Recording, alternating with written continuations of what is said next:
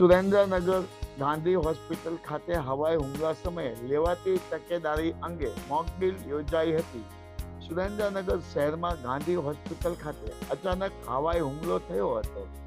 Siren વગાડી હવાઈ હુમલો થવા અંગે જાહેર જનતા તેમજ આસપાસના લોકોને સચેત કરાયા હતા, જેથી નાગરિકો નજીક સુરક્ષિત સ્થાને પહોંચી ગયા હતા. ઇમરજન્સી કોલ મળતા ઘટના સ્થળે પોલીસ, ફાયરની ટીમ તથા એમ્બ્યુલન્સ વાહન પહોંચી હતી.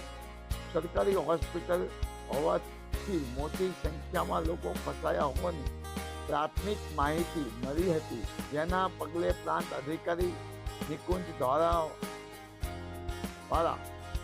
સહિત અધિકારીઓ ઘટના સ્થળે પહોંચ્યા.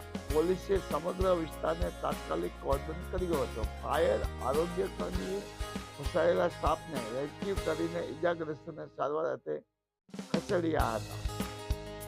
કલેક્ટર કે એસ યાજ્ઞિક માર્ગદર્શન હેઠળ 30 મિનિટ ચાલેલી મોકડ્રીલ આસપાસ પોલીસ જવાન, 108 ટીમ, મનપા અધિકારીઓ, પીજીવીસીએલ, IOCL ના અધિકારીઓ, સિવિલ ડિપ્રેશન જોડાયા હતા. માયાજાર ન્યૂઝ.